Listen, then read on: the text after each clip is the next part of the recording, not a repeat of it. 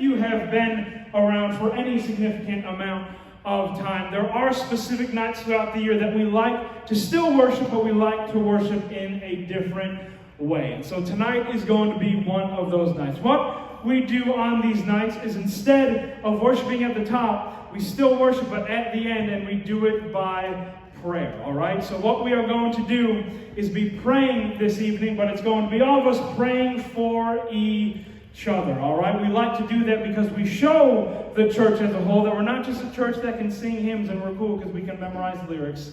We're also a church that prays for each other and lifts each other up, all right? So, if you don't know how to pray, you got 30 minutes to learn, so figure it out. No, I'm just kidding. You can pray. We got you, all right? We got you. So, that is what will be happening at the end of this service. So that's why we're not doing what we typically do every single time on a Wednesday night. But with that, we are going into the lovely message of David, which is perfect to talk about with prayer because we are talking about how he had terrible seasons in his life. Who had a terrible week this week? Anyone at all? Anyone? Wow, really? Oh, come on, what, you broke your arm? So what? No, I'm kidding. That's pretty rough. That's pretty rough. I'm just kidding with you, bro. I'm just kidding. That's pretty terrible. Anyone have a great week? Anyone have a great one? Yeah, of course you did. Look at them flip-flops. How can you have a bad week with them flip-flops? You had a great week, Josh? I did. That's right, you did. I graduated. Guys, I was, oh man. How amazing. Crazy, right? Crazy. How amazing that. We were in the car on the way over here, and I was like, Josh, you're graduating. You're going to be the next Steve Jobs. And he goes, who's that? And I was like, I said, never mind. It must be too old for it. I was like, Josh, you're going to be the next Elon Musk. He's like, I don't know who that is either. I was like, Josh. Well, I was like, Josh, you're going to be the next Jeffrey Bezos, Josh. He was like, it sounds familiar. I was like, all right, we're done. We're just done. He just has no idea who any of these people are. Then I said, you're going to be the next Martha Stewart. He's like, yeah, I know Martha Stewart. So, for some reason, he vibes with that Martha Stewart life, don't you, Josh? No idea who Steve Jobs is, but totally got that Martha Stewart vibe. It's fine. Yes. You know who Steve Jobs is? Oh, my Lord. Does no one know who Steve Jobs is? Steve Jobs is the founder of Apple. Thank you. Yeah. Who's Elon Musk? Elon Musk is Tesla. He owns Tesla. And he owns Twitter. And he does own Twitter, you're right. He just bought Twitter. Who's Jeff Bezos? Come on, there's a song about him. It's literally all over CEO. Jeffrey Bezos. There we go. That's by Bo Burnham. Jeffrey Bezos. Jeffrey Bezos. And then there's Elon Musk. And then we have Steve Jobs, and he's dead. My mom got her nails I get done in green and gold for me. that For is my so whole life. cute. That is so cute. You have a question? I'm so ready for this question. No, he's going to laugh the whole time through. I felt this before. No, we're going to keep going. So here's what we're going to do. You've lost the chance. You've lost the chance. It's too late. You're going to have to wait till after service now, bro. You're going to have to wait till after service. So, good week, bad week. Good week, raise hands one more time. Let me see. Bad week, raise your hands. Let me see. Bad week. I need to raise the arm to prove it. Yes, terrible week. I can tell you this week's been Last week was even worse, okay? This has been a very stressful season, specifically for Brittany and I both, all right? This has been pretty nuts. We, of course, had an issue with a cat, but there's also a lot going on throughout this summer that we're just worried about, and there's just a lot of stress that I'm just like, we have so much stuff going on in a matter of like 2 months that if I fail, I might as well move and never be seen again. It's just some freaky stuff going on. But on top of that, we had an incident this past week that apparently we didn't figure out until we had to take an animal to the hospital at like 4 a.m. So we have this little itty bitty kitty cat. Just kidding, he's fat. But like he got really small. He like stopped eating. But his name's Jasper. We got a cute little cat. Some of you know him if you've been to our house. And apparently we've never heard of this, but like Frontline can be like deathly to your animal for like 0.1% of animals that you put them on. And Jasper was one of those cats. And we had no idea. So we like put Frontline on him, and he like just would like foam and drool at the mouth and wouldn't eat for like a solid week. So this was pretty rough stuff, because I'm just like, in my head, I'm like, he's dead. Like, I don't see him making it past this. Brittany was super terrified. But in this moment, I was like, I'm prepared for this. This is just a dumb cat, and I got this. I've faced this before. I can figure this out. Because in my mind, I'm like, I've faced this before. I know how to deal with this. And so I was like, I can totally get us through this hard moment. I know Brittany's going to cry her eyes out if this happens, but I know that I got this. And just unbeknownst to me, I was not ready for anything that took place. And I hated it. I thought that's what I was going to react like. I thought I was going to be like, oh, cat's just a dog. What? Like, I was waiting for it. But at the end of the day, I get if I was a little emotional if Mittens went to the hospital, I helped pick out little Mittens. I remember seeing him at Little Pet Store, and he was like, Father. And I'm like, yes, this is my son. So I picked him out. I understand if I got emotional over that cat. Bucky, he's a dog. He's the greatest dog in the world. He's so stupid, and I love him. Like, that is just this dog. And so I'm like, I don't know if I'll be able to handle it if it's the dog that's in the hospital. But this cat, I'm like, I wasn't here when we got the cat. Brittany was there when we got the cat. That was the first man in her life. Like, he takes precedence over me. So I don't even know if I'm going to even be emotionally tied to this cat. It did not take long for me to go, we got to save this freaking cat. Like, I was so sad. Like, I don't know if you've ever held an animal you thought was going to die, but like, after Wednesday night, I think it was after Wednesday night last week, he crawled up onto the couch, like drooling and crying and everything, and lied in my lap and just looked at me like, save me. And I was like, I hate you. Because like, he got to me. He did. He like finally did. And I was like, I hate you. So much so that we even dropped over $1,000 to save this dumb cat. I was so upset. And the reason why I'm upset is not finances in the long run. We can get over finances. The reason I'm upset is because if this is how emotionally tied I got to an animal I thought I didn't care about, what the heck is going to happen when, God forbid, a little puppy goes to the hospital and they're like, sorry, sir, it's $10,000 or we're going to have to put him down. Because in my eyes, I'm going to be like, well, this sucks. He's going to be like, what, living without a dog? No, living without a house. Pack your things, honey. We're selling it all, and we're moving to the nearest ditch. Like, that is like legit would be the first thought that goes through my head. I'd be like, I can't do this. This is just a little dog. Like, I could not do that with Bucky. I'm praying from this day forward every morning, God, let the animals go by natural causes. Don't let there be any money amount we can pay to get them back. Just say, it's their time, and let us handle it that way. If they're like, there is a certain amount, but I don't know if you can afford it, we're going to be broke so fast, and I'm not ready for it. I don't think I can do it. Y'all will know, too, because you'll come in the next week, and I'll be like, all right, small group location has changed. We're now in the closest ditch to exit 218. Bring some firewood and a jacket because we're going to be a little cold tonight. It's just, it's going to be so crazy.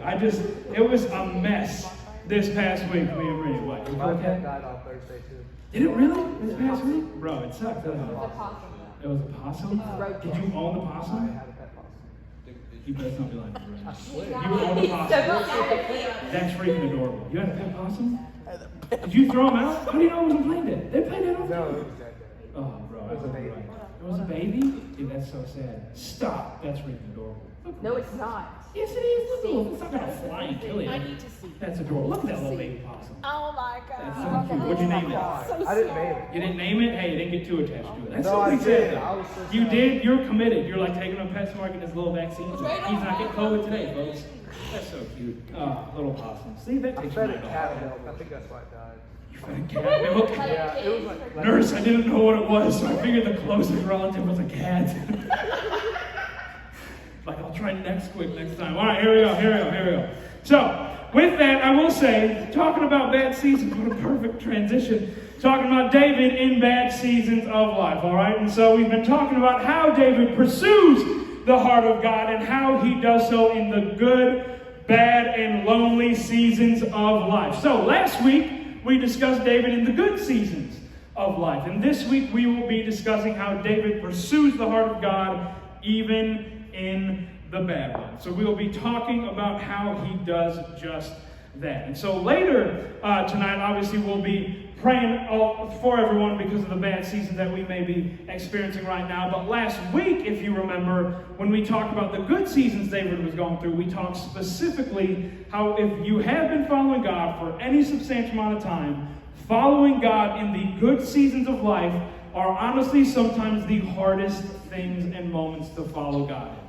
Because if everything's going swell, if everything's going peachy, it's really hard for you to be like, I definitely need God right now. A lot of people just think I only need God when it's bad, and we put God into that genie category, and we never think we need God when things are going well. But tonight, we're going to see how David pursues God, not just when he needs him to save his life, but how he shows God, I need you in every season of my life, even when life is hard. And what's difficult is it is very hard for people to view God and view bad situations and bad seasons of their life and not think that God isn't ignoring them or disciplining them to some degree. Whenever anything bad happens, it's almost automatic where we go, God, what did I do wrong, or why don't you love me anymore? It's almost one of those two. God, you're either ignoring me, you're disciplining me, or you clearly do not love me anymore. Now, he very well might be disciplining. God is not in the business of just saying he'll figure it out and not doing any discipline or justice in your life. That is definitely biblical. But there are seasons in life where God is not hating on you, he's not abandoning you. Life just happens and rough patches come. So God wants to be with you in your life. He's going to work through those hard seasons, but it doesn't mean that just because bad things happen that God is ignoring you or he doesn't love you. Because I can guarantee you we have all felt like that in one particular moment or one particular season. We have all felt like God has either left us, didn't love us, or cared about someone else more than us simply because of what we were going through.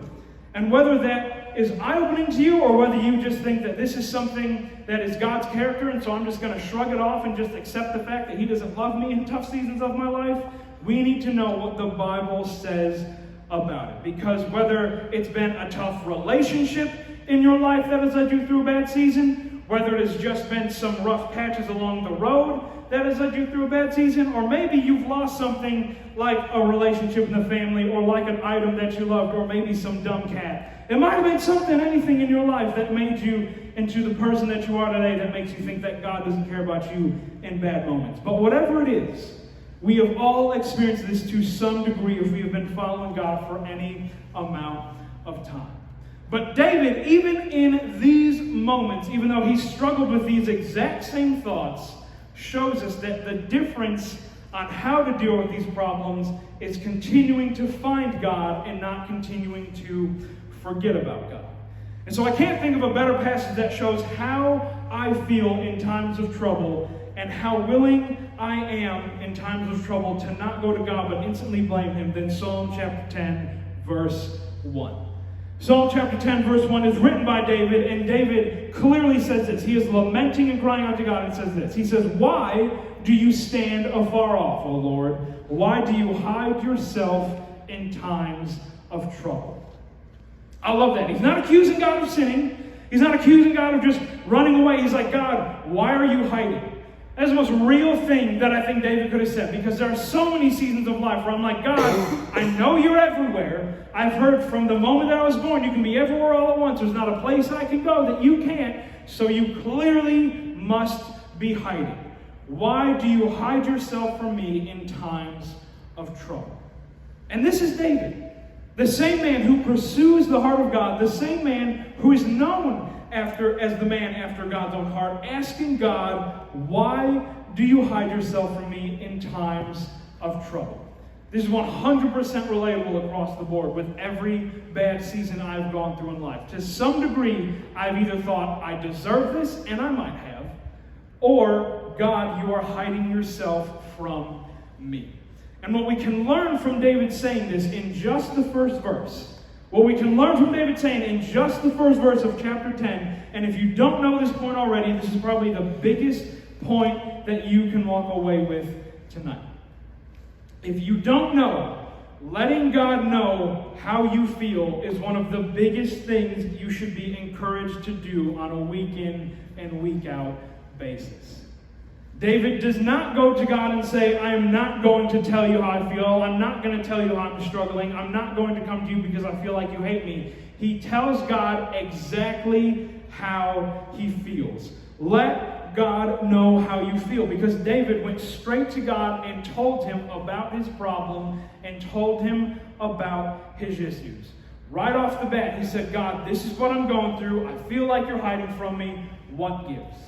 And what's so sad is growing up in church, especially growing up in church, we often get the image that God only wants to be around you if you have been doing perfect, if you've been reading your Bible every day, and if you've been praying every second you're alive. That is the only time you can approach God. And we have given off the wrong image, even if that hasn't been said straight to our face. We have been given the wrong image from the get-go of how to approach God. But David shows us right off the bat, we can approach God in the midst of our deepest problems. Because how many of us can honestly say, when all is going wrong, that I let God know exactly how I feel? How many of us can honestly say that there have been seasons of life that we've been depressed, we've been anxious, we've been dealing with a lot of things mentally, and before we judge anyone, before we let our minds loose to anyone we know, we go to God and let God know exactly how we feel. Because hopefully some of us in this room have done that. Hopefully there have been some scenarios where we have done that the further and the more we have walked with God.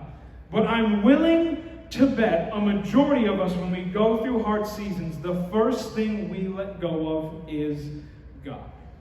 And what's interesting about Psalm chapter 10 alone, when David wrote this, is not just how he opens and says, God, why are you hiding from me? It's how he closes.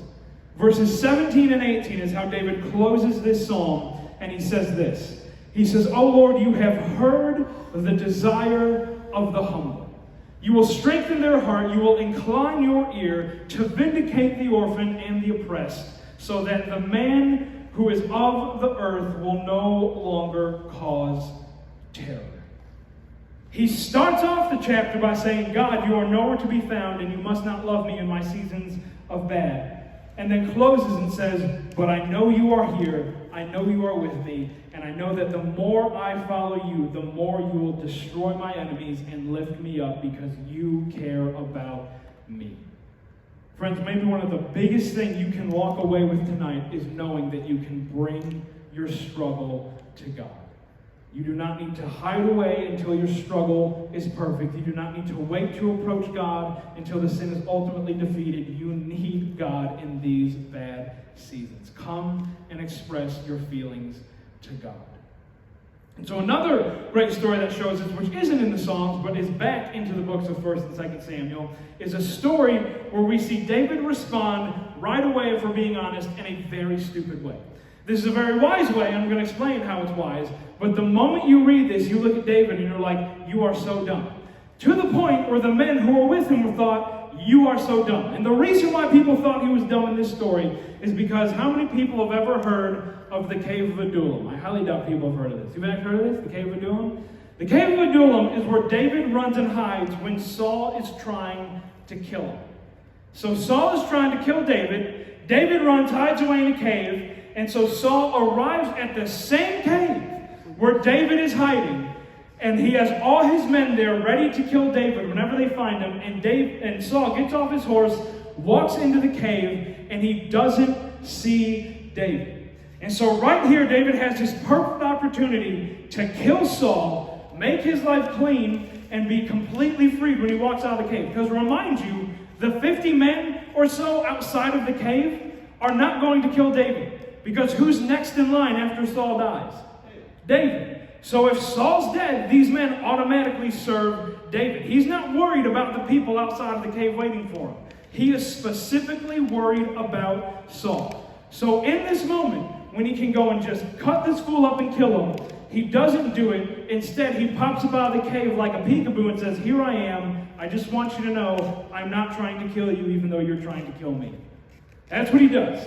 Makes himself known and says, just so you know, I'm right here. I could kill you, but I'm not going to because I'm not like you even though you're trying to kill me. That's literally what happens in this scenario. These are David's exact words to Saul in 1 Samuel 24, 12 through 13. This is what he says to him. He says, may the Lord judge between you and me, and may the Lord avenge me on you. But my hand shall not be against you. As the proverb of the ancient says, out of the wicked comes forth wickedness, but my hand shall not be against you. This is nonsensical to like everyone in the room. Like if we were in this cave, we'd be like, I'd shoot him. Like that would just be the first thought that would go through our head, because this is truly an example of a man after the heart of God.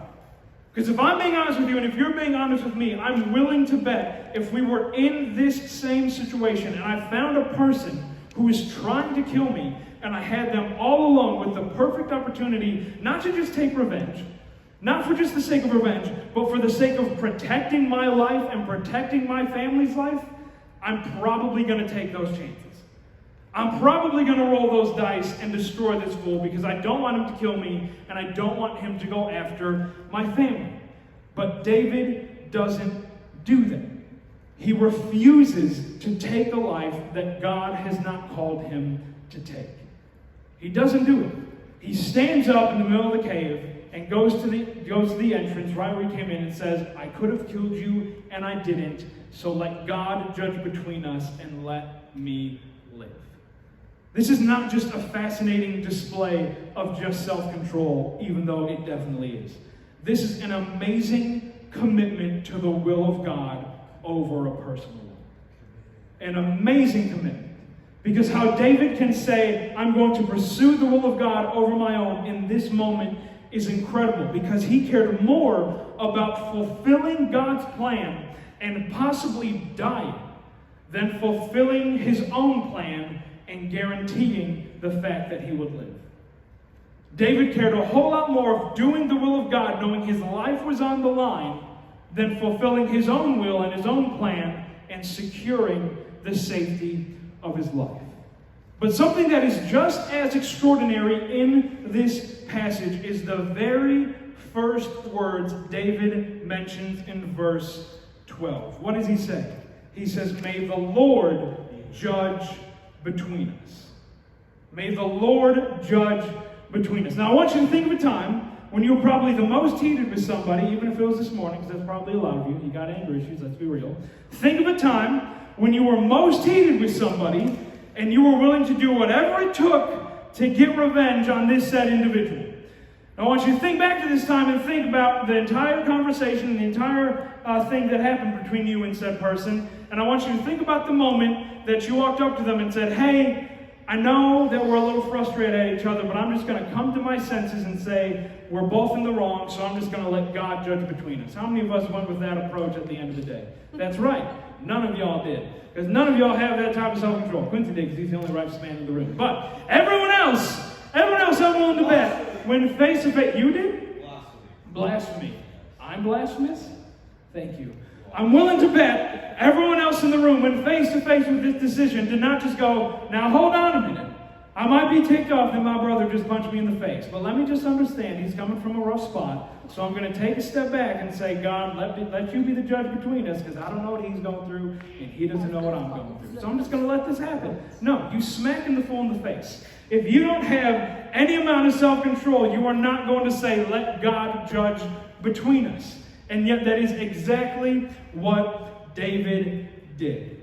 He let God be the judge between them, even when his own life was on the line. And this is what is so cool, is that David did not let Saul's evil ways make him evil in return. That is the biggest thing David was not willing to let God do. What does he even say? The old proverb says in verse 13. He says, as the proverb of ancient says, out of the wicked comes forth wickedness, but my hand shall not be against you. He's not telling Saul, since you are wicked, you are going to do wicked things towards me. He's telling himself, I am not wicked, therefore I'm not going to do a wicked thing against you. You may be wicked to me, but I will not be wicked back. David is telling Saul, I know you are evil. I know that you are someone who intends to only do wrong in my life, but I'm going to repay evil with good because I refuse to let you make me stoop down to your level. And that is what we need to learn from David in bad seasons of life, ladies and gentlemen. We need to simply know that we cannot let bad people, bad situations, or bad actions make us bad in return. Do not let evil things, evil ways, and evil people make you respond in an evil way and therefore make you wicked just as much as they are in return. You are only harming yourself. Or, as John Piper says in one of my favorite ways, don't let evil days make you stupid. One of my favorite quotes, hands down. This, ladies and gentlemen, is the words and the sentence of a wise man. John Piper, do not let evil days make you stupid, because that is literally what responding out of emotion and revengeance will do to you. When life is evil towards you, we want to fight back. We want to be evil right back, knowing good and well that when we do, we are only hurting ourselves and diminishing our own character. And worst of all, we're striving to fulfill our will over God. Do not let evil days make you stupid. Do not let bad people turn you wicked. The last passage we have is actually a passage that we should all know, even if you haven't been coming on Wednesdays. We should know this one, because this is a coffee cup verse. But two, this is a passage that we have been studying on Sunday mornings if you have been watching and following along. This is the season and the series that we are in for our main service as well. This is out of Psalm 23, where David says this in verse 4. David says, Psalm 23, verse 4, "Even though I walk through the valley of the shadow of death, I will fear no evil, for you are with me. Your rod and your staff, they comfort me." How many people have heard this passage before? Let's really ask. Even if you ain't a Christian, you're like, I've seen that on some billboard. We know we've seen this one. This is one, a coffee cup. That's my favorite. So this is it. So this is what David says in Psalm 23, verse 4. This may be the absolute key to pursuing the heart of God in the bad seasons of your life. Because when David is walking through the valley of the shadow of death, why does he say he doesn't fear? Why does it say he doesn't fear? It says, "I will fear no evil, for you are with me." David doesn't fear because he is with God. And so when the worst of life is thrown at you, if there's anything that you take away from tonight, simply know when the worst of seasons come into your life, be with God. How do you pursue the heart of God in maybe the worst seasons of life? Just be with God. You don't need to be perfect. You don't need to read your Bible 17 times a day if you need an extra amount of grace. You don't need to pray on your knees for 10 more hours a day if you know you messed up a whole lot more than you did before. Just be with God. Get rid of this mindset where we think we need to be perfect to approach God when we failed, or we need to be perfect to approach God when we're going through a rough patch, and just be with God. Because maybe your struggle with letting God, or maybe your struggle is with letting God know how you feel, and maybe your struggle is just with letting tough situations get to you and make you respond in the way that you shouldn't. But whatever it may be, I challenge you this evening, do just as David did, and despite whether you're good at letting your emotions be made known to God, despite whether you are good at pursuing the heart of God in the worst moments of your life, and despite whether or not you want to go after God just like David did in these Psalms and in 1 Samuel, our goal should simply be to be with God and go from there.